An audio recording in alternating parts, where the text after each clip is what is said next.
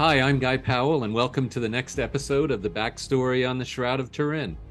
If you haven't already done so, please visit guypowell.com and sign up for more episodes. I am the author of the new book, The Only Witness, A History of the Shroud of Turin. It is a historical fiction tracing a possible yet plausible history of the Shroud over the last 2 millennia. Today, we're speaking with Dale Glover. He's a Shroud researcher and has a very interesting connection to the Shroud. So let me tell you a little bit about Dale. Dale is absolutely and sincerely interested in seeking religious truth.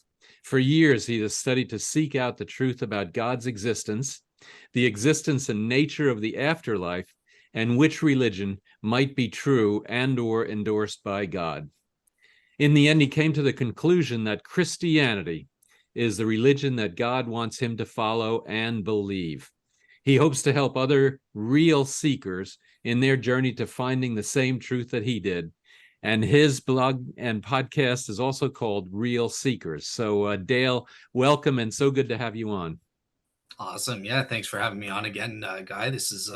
I'm a little amazed because this is the second time you've kind of had the first round of putting up with me, but you were good enough to have me on again. So there you go. I'm I back. know what was wrong with it. It must have been a weak moment or something like that.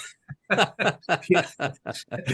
No, absolutely. You know that, and this is getting a little bit off, but you sent me a PowerPoint of some of your thinking, and very impressive and very, very impressive. So good logical framework and everything related to it.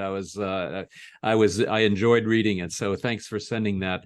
But in any case, I know we've already talked about it once, but tell us how you got involved in the Shroud. What's your backstory on the Shroud of Turin? Yeah. So as you could tell from the little intro blurb there, I kind of began my religious research quest, around 2009, 2010. And from there, I was looking at the various religions and the positive and negative evidences for and against those religions. And obviously, for me, one of the four positive evidences in favor of Christianity was the Shroud of Turin. And like most people on here, it was Gary Habermas who really even put the Shroud on the map. Before that, oh, it's Catholic stuff. I don't believe in that stuff, right? But when I saw that he was taking it seriously, that really forced me to look into it. And I started getting involved with people like Barry Schwartz and really learning all of the scientific evidence behind it. So, yeah, I was amazed at, the image formation question was really what interested me even more so than the historicity of the Shroud type deal. So, yeah, that played a role. In the end, I came out to my 53.14% probability that Christianity is true with my Bayes theorem, and I became a Christian ever since. So, yeah. Fantastic. Well, we're going to try and stay away from statistics though today, because it's statistics that really messed up the radiocarbon dating, and Yeah. I still don't get it all. I I don't know. I deal with a lot of statistics today, and I still have trouble with it. But Yeah. in any Yeah. case, you came up with an approach to studying the Shroud called the minimal relevant features, or MRF. Tell us a little bit about that. All right. Well, let me just share my screen. You're mentioning the slides. So yeah, so in terms of the first question, last time I was on your show, we really went into a lot of detail on my minimal relevant features approach and the theory behind it. But just to kind of recap for today, so similar to Dr. Gary Habermas's minimal facts approach for the resurrection and evaluating the historical evidence, I've developed what I call this minimal relevant features approach to studying the Shroud of Turin's images. So essentially this is I break it down into two fundamental aspects. As Mike Lacona says, there are facts and there's method. So in terms of the facts, these are what I'm referring to as the minimal relevant features. So these are the physical and chemical properties of the Shroud's body and bloodstain images that were kind of discovered by Stirp in 1978 and subsequent to that. And there's really two criteria to qualify as an MRF. Number one, you have to be highly evidenced and substantiated in credible peer reviewed science journals. And secondly, at least 2/3 of informed experts, whether I don't care about your worldview, doesn't matter whether you're a skeptic or pro Shroud. If you're an informed expert, about 2/3 of the experts accept this as a fact. If you fit these two criteria, then I call you a minimal relevant feature. In terms of the methodology aspect, so this is where I'm looking at, okay, well, how do we explain those facts? What is the image forming mechanism? And in order to evaluate the mechanisms, this is where I employ an inference to the best explanation. So I assess them, in terms of plausibility. So this just refers to, is the image forming mechanism consistent with our background knowledge, what we know outside of shroud studies and how physical mechanisms work, or whatever mechanism we're looking at. Also, is it unique or not?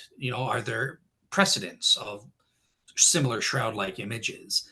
In terms of explanatory scope and explanatory power, so that's where explanatory scope is where we're looking at the quantity. How many of the minimal relevant features can the painting hypothesis explain or account for versus radiation hypotheses, whatever it is?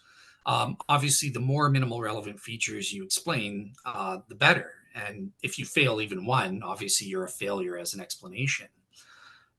Explanatory power is more about the quality. And I think this is the most important criterion myself, maybe with explanatory scope up there as well. But this is really talking about how well does the painting hypothesis or powder rubbing or direct contact, whatever it is, how well does this explain those minimal relevant features? Does it do so with any vagueness or ambiguity? Does it just outright fail to explain it? And then my last criterion is simplicity, right? So the least amount of ad hoc or unproven assumptions a hypothesis incorporates, the better or more likely that hypothesis is to be true.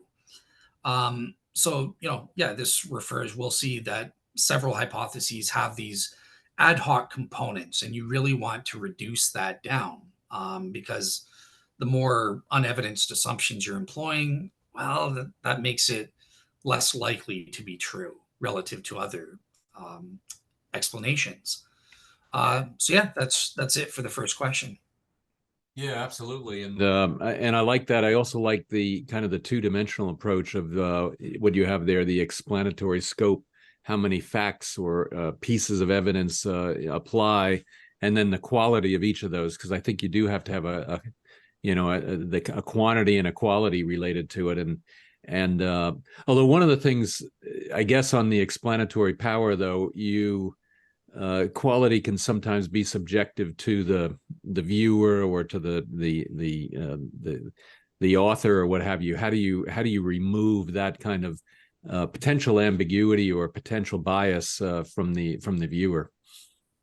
Yeah, so I think that's going to be inherent. That kind of possible subjective bias will be an inherent issue no matter what side you're on to some extent, because at the end of the day, we're employing abductive reasoning, right? Which just means an inference to the best explanation. And there is always going to be some element of subjectivity there. But in order to mitigate against that bias, this is why we present our reasons. And on this front, it can be entirely objectively scientific that certain hypotheses, it's a little ambiguous whether they can actually explain something, or we can outright prove, look, it just outright fails. Like the painting, as we'll see in a bit, the painting hypothesis just outright inherently fails to explain the superficiality or something like that. So there's always going to be some element of subjectivity, but we can mitigate against it by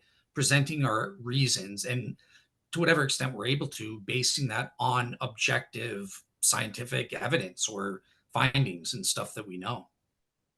Yeah, fantastic. Well, now that we've got the PowerPoint going, why don't we do this? Why don't we? There's about 6 or 8 different methodologies, well, not methodologies, but hypotheses that you've got.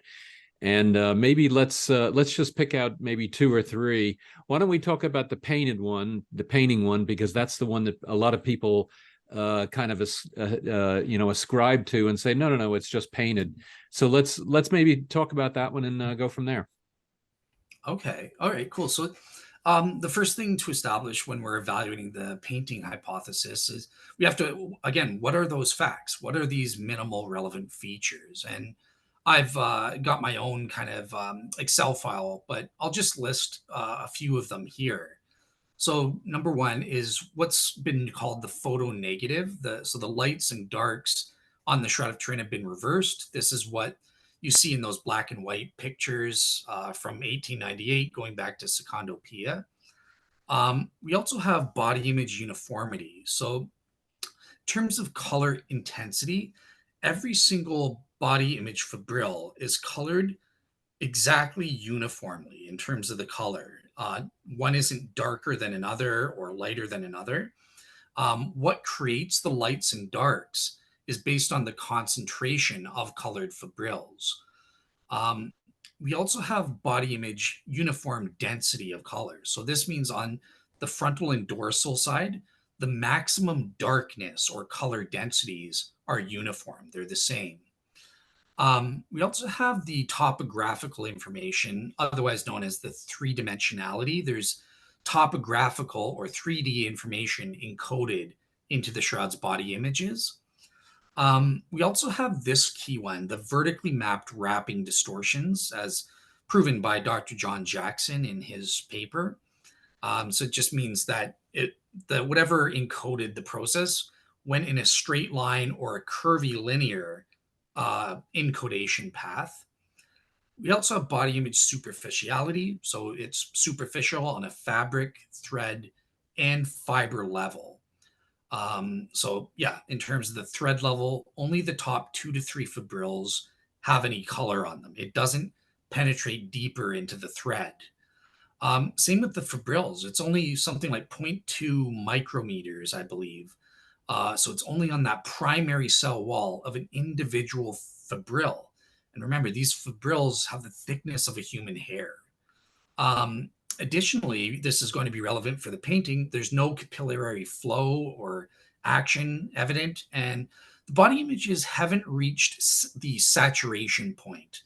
That means they're not as dark as they could be. In fact, it's been quantified by Stirp. They're maybe about 23%, if I remember right. The darkest part of the shroud, around the nose and face, is only about 23% saturated, meaning it could be a heck of a lot darker than it is. There's no body sides, but there are continuous body images, including in areas that wouldn't be touching a naturally draped cloth. There's body image diffuseness, meaning there's no definable borders around the images, but yet it has a relatively high resolution. Eighth, there's no brushstrokes or directionality present. There's no evident layering. As you can imagine, that's relevant for painting, as we'll see. And it doesn't fluoresce under ultraviolet lights. In terms of the blood stains, so these are positive images, and these are not superficial. They penetrate all the way to the back of the cloth. And really, the two most important features, I think, are there's no body images underneath the blood stains. So a lot of pro shroud, it's debatable, but a lot of pro shroud people believe the best explanation is that the blood stains were deposited on the cloth first, in whatever way you think, and the blood stains interfered with whatever process created the body images. So therefore, it prevented body images from forming underneath those blood stains and the serum retraction rings. Also, there's no major damage or smearing or alteration that appears on the shroud's blood stains. And finally, no paint or pigments, dyes, dry powder, photosensitizers, or sufficient decomposition liquids have been found on the shroud. Okay, so you were asking in terms of the image forming hypotheses, there are three major categories, right? So there's ordinary artistic mechanisms. This is where the painting hypothesis falls in. These require some kind of artistic in design of some sort, a human artist to create the images in some way. There are also ordinary naturalistic mechanisms. These are just involve a dead corpse being put in the shroud, and then the laws of nature take over in one way or the other and create the images. And then finally, we have the third category, the extraordinary or supernatural mechanisms. And this is where God is essentially the intelligent designer, and he created the images using these extraordinary mechanisms. And you can see I've done sort of a chart, just kind of see the traditional painting under the ordinary artistic mechanisms. You also have powder rubbing, scorch, protophoto, all of these types underneath the various categories. But to your question, Guy, let's look at the traditional painting hypothesis then. So, okay, so this was a hypothesis by famous Shroud skeptic, Walter McCroney, as I call him. And basically, traditional painting was the first Shroud skeptical hypothesis that tried to explain the Shroud images. It started way back with Bishop Pierre Darcy in 1389. And Walter McCrone came along after 1978, and he basically obtained some of the Shroud samples that were given to him. And he kind of used his methodology, polarized light microscopy. And what he did is he said he saw that the body images were composed of iron oxide, and therefore they must have been made of some kind of iron oxide or red ochre pigment as a tempera paint. And therefore he concluded, well, yeah, the Shroud's a medieval painting. Someone literally painted using this red ochre or iron oxide pigment the Shroud's body and bloodstain images. And he further claimed to find vermilion pigment on a single blood sample and concluded, well, maybe the bloodstains must have been touched up with this red vermilion pigment as well. So it's important to note McCrone only published his results in the journal Microscope, with one exception. But yeah, the vast majority of his papers were published in the paper that the journal he was the editor of. So this is not proper peer review in science. So that's a major thing. Whereas STIRP, we've got 26 papers in some of the world's most prestigious journals, Applied Optics, Canadian Journal of Forensics, stuff like that. Has nothing to do with the STIRP team. These are just secular, unattached, peer-reviewed papers. Okay, so Yeah, how do and we assess? Go ahead. one of the things that I think is kind of interesting with the McCrone, with finding iron oxide on there, and then also finding the vermilion, and just to kind of highlight where do you think those came from, or what do you think happened there? Yes. So in terms of the I'm getting to that, but yeah, I'll say it now. So Okay, yeah, no, fair. Sorry, fair enough. Go ahead. no problem. Okay, cool. So I'll just answer it now. So very quickly, like the iron on the Shroud, Walter McCrone claimed that this was exclusively in the body images and bloodstain images and not on the cloth. But as we'll find out, Stirp thoroughly tested this, and McCrone was unaware at the time that X-ray fluorescence studies had proved conclusively that yes, there was this iron on the Shroud, but it was uniform along with calcium and strontium in both non-image and image areas. So this iron, it's been scientifically proven to my mind beyond all reasonable doubt, had nothing to do with paint or pigments. Instead, it was a result of the redding process, where you put the flax plants in the pond or a river or something like that, and it absorbs these things through the redding process there. In terms of the vermilion pigment, so this is non-natural. The only way to explain this is to say, yep, there is vermilion paint on it. But again, he only found it on one single sample 3CB. And, from that, he concluded that, well, all of the blood stains must have been made of vermilion pigment or touched up with this, despite the fact that Stirp studied all of the blood stains all over the place with spectral and microchemical processes. There's not a drop of vermilion pigment in any other of the Shroud samples. So it's obvious that this is just contamination. And Mm. it's funny, Mark Antonacci, I'm going to steal your joke here, but to say that because Macron found one sample of vermilion on a single sample of the Shroud's blood, and then conclude that all the blood stains are a thing made of vermilion. That's like saying, well, we found an insect's legs on the Shroud too as contamination, but no, I guess you must believe the Shroud's body images are composed of insect parts. That's the equivalent type of illogical. Yeah, Um, yeah, exactly. Well, yeah, exactly. And one of the things too that as I've been studying the Shroud, is the Shroud is what's called a primary relic, and so then there were a lot of copies made, and painted copies, and whatever the method was to make the copy, and then those copies were physically laid on top of the Shroud so that they would become what's called a secondary relic, and that would make them more valuable. And then if you were, a friend or another royal person to the Duke of Savoy or whatever, then he could say, well, we laid the cloth, your painting on top of this, and then gave it to you because we wanted it to have the most the religious significance as possible. And so it's possible then, if that's the case, that the vermilion was transferred from one of these paintings as it was being laid on top of the cloth. And it's interesting to think about what other sources might be for some of these these contaminations, and that might be one of them. Yeah, absolutely. Barry was famous. He's even got a photo of one of these instances where a painting is being laid down on the Shroud to, sanctify it or whatever they do, turn it into a second order relic and that sort of thing. So, yeah, look, there were lots of contaminants found. Like I said, insect parts. There was a modern felt tip pen mark found.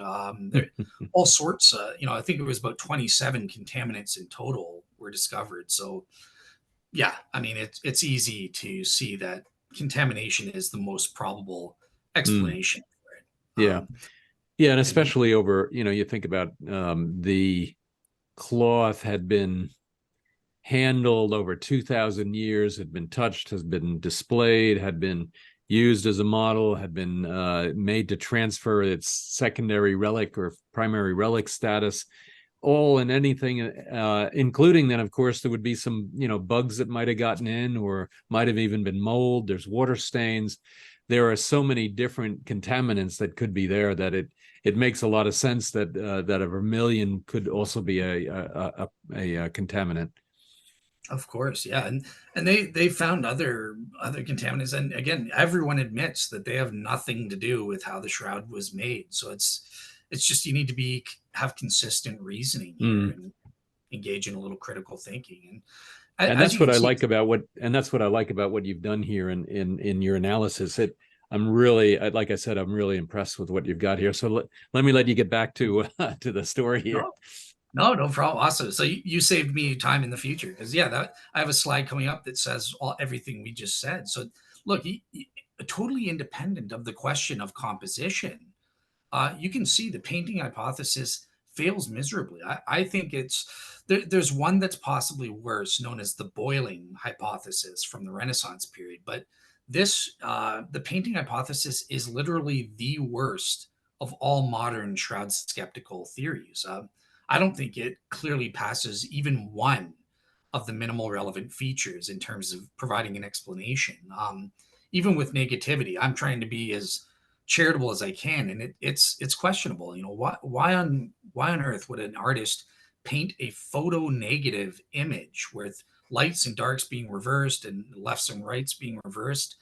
And it's totally unique. This is implausible. There are no historical precedents for something like this until the Shroud pops up, and then some subsequent copies, people copying the Shroud, they display this feature. So that's at best questionable. And Mm, on everything else, it fails, right? In terms of uniformity, painting method cannot achieve this because he'll apply the paintbrush with different varying degrees of intensity, and therefore more foreign material or paint will end up in some spots versus others. There would be this patchwork.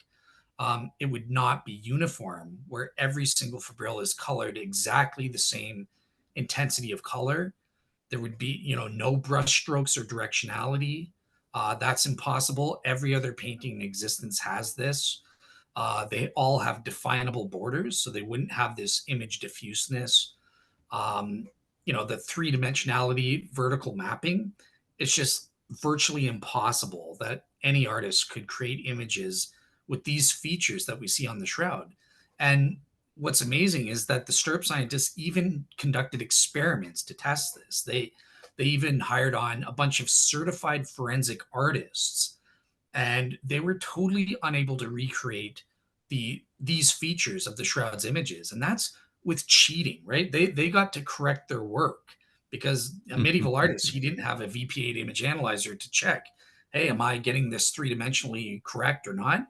The forensic artist could do that and go back and redo it.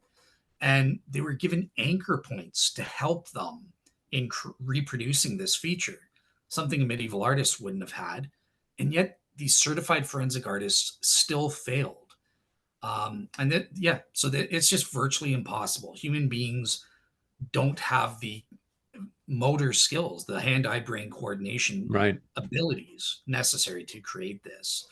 Yeah, and then you also mentioned in the other page, you had the capillary effects. If you were going to have paint, it would then seep down. So that would then, mean that the superficiality wouldn't count. And then also I heard one, I was reading about one the other day, which was if the material, if the linen cloth had been folded right there, if the paint was anywhere thick at the fold, it would crack. And there's no cracks in any of the image. So there's even some mechanical things that also basically refute the possibility that this is a painting. Exactly. Yeah, that's a great point. I missed that one. So shame on me. Yeah, that's another point to, again, there's just so much that Yeah. goes Yeah. against the painting hypothesis there, as you can see, right? Yeah, Yeah, I mean, absolutely.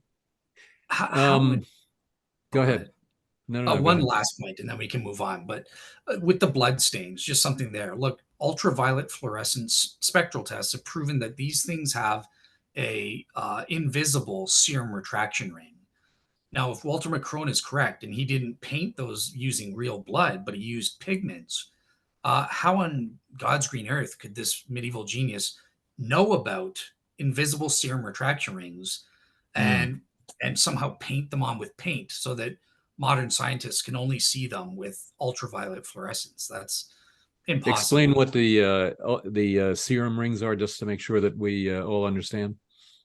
Yeah, so when you have blood that is on a surface or something like that, it, as part of the congealing process, it retracts, and when it retracts, it squeezes out this clear liquid serum, and this forms a ring around the blood stains that we call the serum retraction rings. Now, the point here is that you can't see these with the naked eye. You can only see them, like in CSI shows with the ultraviolet fluorescence, where they show up and stuff like that. The proteins fluoresce or whatever. So yeah, Yeah.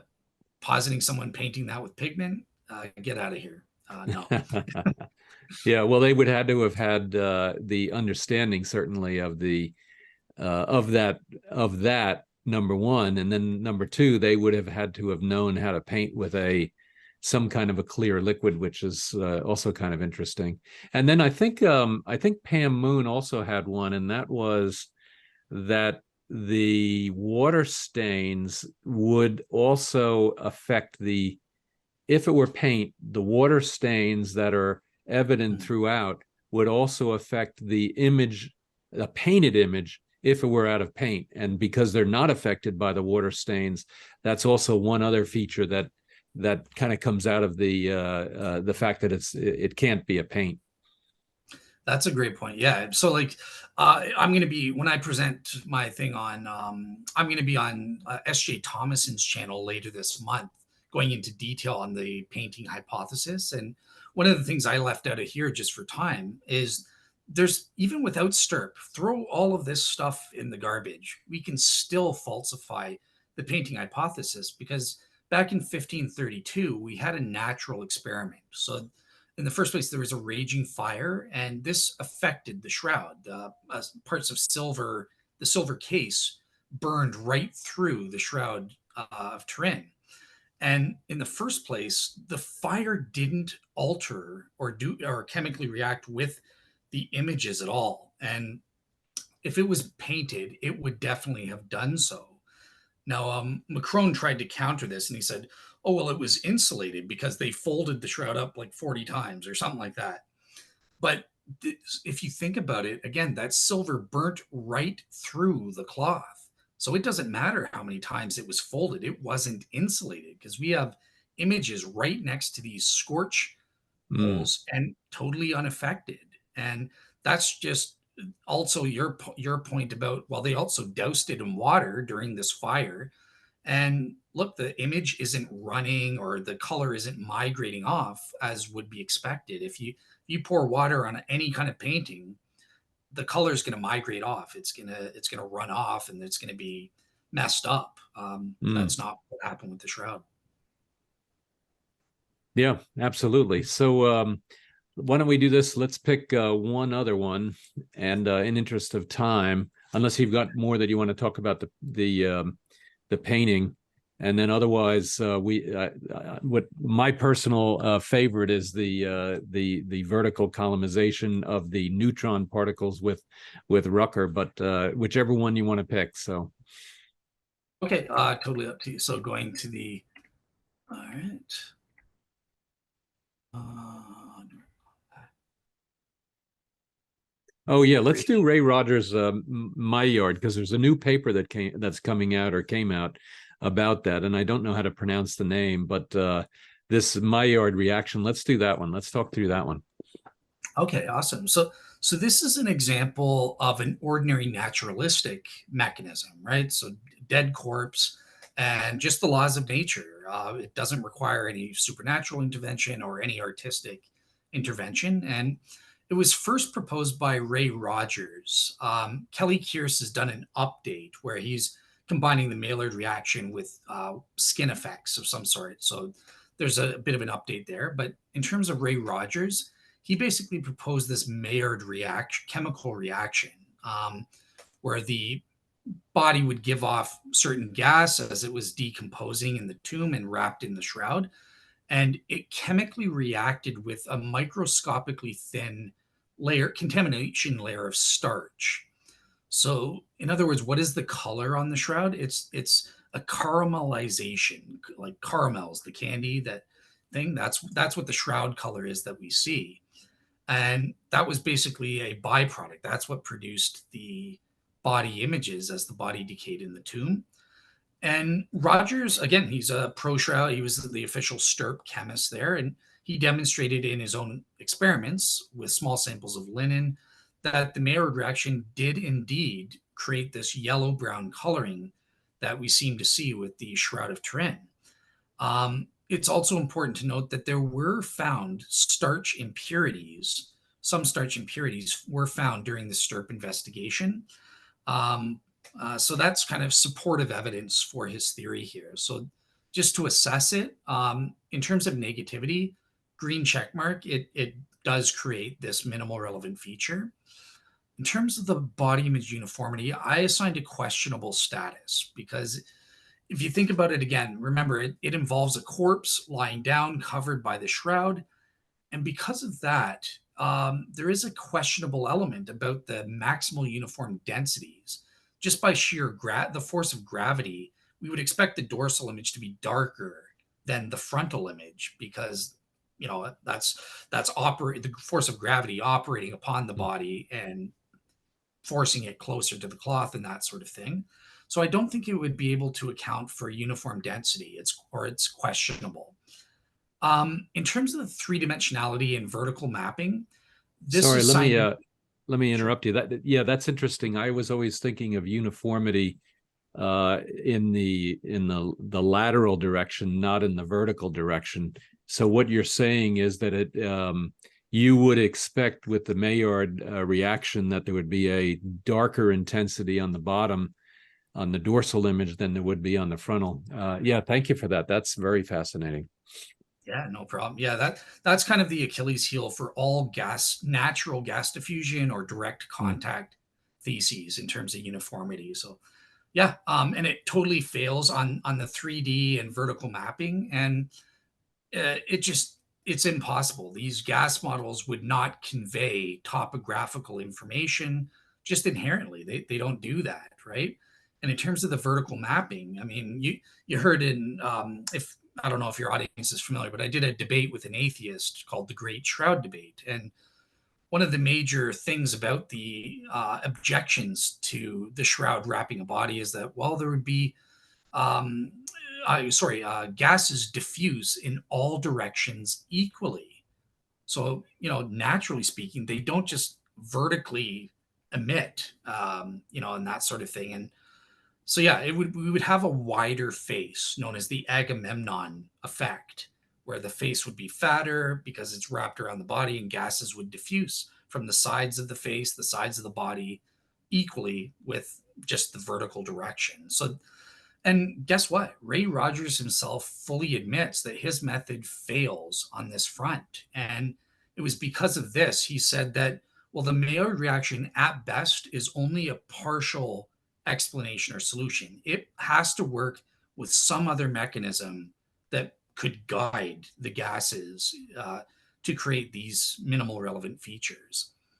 In terms of superficiality, yes, this gets a green check mark because if it's true that there was a microthin superficial starch contamination layer, well, then the chemical reaction would only take place where that starch layer was. So, yeah, it gets a green check mark there.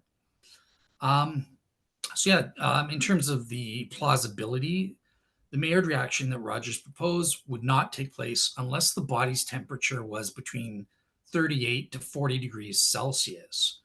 But that's implausible because by the time the body would have been wrapped in the shroud, taken from the cross, wrapped in the shroud, placed in the tomb, presumably washed as well, it would really be unlikely that the body would have maintained that high of a temperature. So this makes Ray Rogers' theory implausible on that background knowledge. In terms of explanatory scope and power, we already saw it fails outright to explain the three dimensionality and the vertically mapped wrapping distortions. And in terms of the simplicity, there is an ad hoc element in that, look, all that was found by Stirp were certain starch impurities. But Ray Rogers is assuming, without any proof or evidence, that, oh, well, that proves there was this micro thin superficial starch layer over the entirety of the shroud cloth. That's totally unproven. We don't have evidence for that. So that's an ad hoc component that he needs for his theory to work. So yeah, in a nutshell, that's my assessment of the Maillard reaction. Yeah, and I think too, kind of to your point about the gravity on the bottom versus the top, there also has to be some kind of a verticality. If the sides, for example, of your body, of your rib cage or of your legs were also emitting gases, they would have to, I guess, go up or go down. And maybe they're doing that just based on a convection, where those gases are slightly warmer and then they're going to go up. And maybe because on the bottom side, they're coming out and they're eventually going to go up, but the cloth is directly touching those so that it has to go through the cloth before it can do anything. I think that verticality also is definitely a critical consideration here. I think I read a comment on Kelly Kearse's paper that there may have even been maybe it was ionized in some fashion and there was some kind of an electric charge or a field that would maybe have pulled things in a positive or negative. But I've seen some of the images, I think, and Ray Rogers actually did them and they've been repeated, where you actually can get a reasonably good image of a face using this reaction. And so I was a little bit surprised about that it was able to actually generate an image on a cloth, and one that actually looks like a facial image, and that's all they did. But it actually, I was a little surprised at how well it came out. Yeah. So in terms of the vertical stuff, I have two things to say, right? So one thing that I neglected to mention is that, and Barry's probably going to be saying, "What's wrong with you, Dale?" Is Ray Rogers postulated that perhaps it wasn't wrapped around, mitigating against this wraparound effect problem, because maybe there were spice bundles in solid form, and this propped up the cloth away from the sides of the body. So that, again, I still would say, I'm still going to say it's going to fail because it's not going to be precisely Mm. only the body sides, but it does help mitigate some of that problem away if true. The second thing, in terms of the electrostatic mechanism, so this is an example of Barry Schwartz, for example, for a time liked Dan Spicer and E.T. Totten's electric charge separation mechanism. So this is where they kind of posited an electric, vertically collimated electrical field that helped guide the gas and create, um, you know, better, highly resolved images and that sort of thing. So that is another option, but I would just say that I've evaluated that myself, and even those electrostatic mechanisms fail to account for all the minimal relevant Mm. features. Yeah. Very good. Excellent. All right, so let's go to my favorite one, and that's the Rucker one with the proton or the neutron absorption hypothesis. Awesome. So this is one that I personally like, and this is an example of an extraordinary or supernatural mechanism where God is the one who's creating the images, and it uses charged particle radiation. So Bob Rucker's version is called the vertically collimated radiation burst hypothesis. And this one, it used charged particles like protons or electrons and that sort of thing, along with some partial electrostatic mechanisms. And it basically says, look, there is this vertically collimated radiation burst at the moment of Jesus's resurrection. And this caused the interacted with the cloth. So basically, it was vertically collimated radiation burst from the body, and the charged particles in the burst caused a electrostatic discharge from the top superficial fibers that were facing the body, both the frontal side and on the dorsal side. And this caused heating or an ozone effect, which is what ultimately causes that yellow brown coloring of the shroud that we see today. Now, Bob's hypothesis is really great because it not only explains the images, it also helps to scientifically explain, if true, the erroneous carbon 14 dating that we got. Why did it give us this date of 1260 to 1390? Well, if the charged particles hypothesis is true, not only were the protons creating these images, but there was also neutrons in Jesus' body, and these were included in that burst. And these neutrons would pass right through the cloth and bounce on the wall, the limestone walls of the cave, and this would affect or alter the carbon 14 amounts in the cloth itself. Bada boom, bada bing. This explains why we got this erroneous medieval carbon dating. Um, and also, he has an idea about the blood. I'm not totally sure where I stand. Mark Antinacci has his own idea where the blood stains supernaturally disappeared and then reappeared on the cloth. Bob Rucker is saying, no, look, with my one mechanism, if there was this radiation burst vertically out from the body, the blood stains also, just by sheer force of that mechanism, would have been, boom, shoot it out onto the cloth in situ where they are, right? And without damage, alteration, and that sort of thing. It just would have been so rapid and intense, it would have just blasted the bloodstains onto the cloth where they are, both on the dorsal and frontal sides. So Bob Rucker's hypothesis is very simple. It covers all three of the aspects that we need to cover just from this one mechanism that he's suggesting. Okay, so yeah, number 6. Yeah, yeah. So if you were to rank which one you think is the most explanatory, and the second most and third most.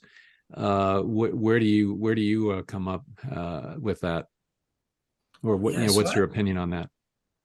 yeah, so I definitely go for the radiation hypotheses. I'm currently leaning in favor of Bob Rucker's hypothesis. For a long time, I really liked Mark Antinacci's historically consistent hypothesis, which is essentially the same, virtually the same. The only one major difference, though, is that Mark Antinacci believes in the cloth collapse, whereas Bob Rucker says no, that the cloth collapse can't be true. Um, and from where I'm looking at it right now, I'm still open to it, but it does look like there are problems with the cloth collapse. So for that reason, I'm leaning towards Bob Rucker's Mm. vertically collimated radiation burst. Yeah. Yeah, same here. Although I always have trouble with the edges of the body, and in particular, if the body is, and I use the Star Trek analogy, and is how does the mechanism determine the edge of the body? So, for example, there's blood beneath the skin and there's blood above the skin, which we see in all of the blood stains. And how did this mechanism know to only go to the surface of the skin and not include the blood that was on the skin? And so that's one thing. The other one I have trouble with as well is if the cloth is physically touching the skin, how does this mechanism know not to take any of the cloth with it? So when I think about, the transporter beam in Star Trek, how did that transporter beam know to take the shoes and not the floor underneath the shoes? How did it know exactly where that edge was? And how did it know to take the skin plus the clothing and then beam it up, so to speak? And so I around the edges, and obviously it's miraculous, so I'm okay with that. It's a God thing, and it's miraculous, and certainly, that he can do whatever he wants. But I always have trouble with how do you explain that the edges of each of that theory in particular, and then of course the disappearance of the body overall with any of the other theories is. There has to be, so like the Maillard, I guess I don't know how you pronounce it, has the chemicals being exuded and the gases exuded from the body, but it doesn't necessarily explain the disappearance of the body. Whereas what I like a little bit, or actually a lot, about the Rucker is that he kind of explains where all these neutrons that went from all the cells that were part of the body. And that's then where this shift in the carbon dating comes from, in terms of the conversion of the nitrogen 14 into the carbon 14. And lastly, his theory explains the dating of the carbon 14 dating from 1260 to 1390 exclamation point, and it explains the radiocarbon dating of the Sudarium, of being in the I think it's the 7th century or the 8th century. So it really is very explanatory, whereas some of the other theories don't consider what happened with the Sudarium, and this one actually does. And that's actually a good point. So the Maillard reaction doesn't explain how the carbon 14 dating would be wrong, and none of the theories, including Joe Marino's invisible reweave, explain why the Sudarium only gets has an age of this in the 700s, because it should have an age somewhere else around the zeros, and it has an age from the 700s. So that one doesn't get kind of explained, even though I do believe that there was a very good likelihood that there was an invisible reweave or some kind of a reweave in that corner. Interesting. Yeah, it's so in terms of the carbon dating first, yeah, like I definitely see this as a plus, right? Because Bob's hypothesis is very simple. It has a very wide explanatory scope with less ad hoc assumptions, whereas Someone like Joe Marino or Ray Rogers, if you're going for a Maillard reaction or something like that. So the Maillard reaction, as we saw, in and of itself is inadequate. You have to postulate some other secondary natural guiding mechanism, such as the one Kelly Kearse or Dan Spicer offer. Plus, you also have to explain these carbon dating. So plus you have an invisible reweave. So it's not as simple as Bob Rucker's. It doesn't explain the same Mm. amount of data with the least amount. So that's a possible consideration that you need to consider there.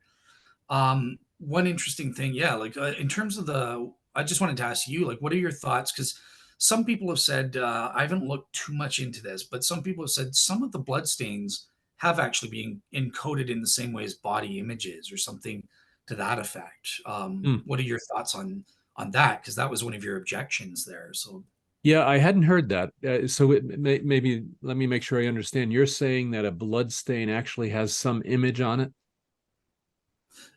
no, it was encoded in the same way as one of the body images. This was in a paper from John Jackson, but again, I haven't Mm. looked into it in hardcore kind of thing. But yeah, Yeah, it was. sorry, I haven't looked at that either. I'll definitely take a look at that.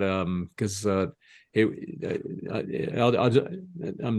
have no answer there, so I can't Fair help you enough. there. Yeah, just Yeah, yeah, no yeah. problem. Just wanted to see if that would make a Yeah, no, I difference. appreciate it. Well, so we've got only a couple of minutes. Let's see if we can wrap this up. And so, any further thoughts or any other things that you want to bring up? Just in general. Yeah, so I think just to get out of here, so I think that when it comes to image formation, the most important thing, just stop sharing my screen there, is look, we have to have a systematic way of approaching this question. So look, break it up into those, as Mike Lacona says, you have facts and method, right? So how do we determine what the facts are that we can use to make a powerful, strong case? I think the minimal relevant features is a great way to go about it and to gain consensus even from Shroud skeptics who will say, yeah, that's a fact. And then in terms of method, we need that systematic way. And I employ the best explanation criteria to make an abductive inference. And I think that's a great way of approaching the various image forming hypotheses and seeing how they relate to each other, which one's better than the other. So yeah. Mm. Yeah, and I like your breakdown of where it's potentially a painted or a man-made image versus some kind of other miraculous. And I like then how you've broken them down for the miraculous side, because I as a Shroud authenticist, there has to have been some kind of authentic, some kind of miraculous something that happened in there, and it may be that we never figure that out, but at least then the theories and the way you've broken it out, I think, really makes a lot of sense. And thank you for being willing to present that and discuss through that. That was awesome. In any case, so thank you so much. I've got to break off here, but thank you so much. Very fascinating. And so where can my audience reach you and learn more about you and some of your materials? Yeah. My blog, I'll have my PowerPoints on the blog. It's realseekerministries.wordpress.com. Otherwise, you can find me on Rumble or YouTube. Just type in Real Seekers, plural, with an S at the end, and you'll see my stuff all over the place. So, yeah. Fantastic. So Real Seekers Ministries.wordpress.com. So real, it's stupid. Real Seeker Singular Ministries.wordpress.com, but on Okay. YouTube it's plural, Real Seekers. Okay. So, Yeah. It's funny how you got to figure that stuff out. But yes, thank you. So we have that link, and we'll definitely put it into our show notes. Dale, thank you so much. And then to the audience, certainly, if you want to reach out to Dale, please do so. And there's some really good stuff. And what I like about it is the logical organization of it, and then the dissemination of the different facts about it. And that's something that really I think makes a big difference. So otherwise, please stay tuned for many other videos in this series of the backstory on the Shroud of Turin. And please visit guypowell.com and sign up for more of these episodes. Dale, thank you so much. No problem. Thank you, Guy. Always a pleasure. So.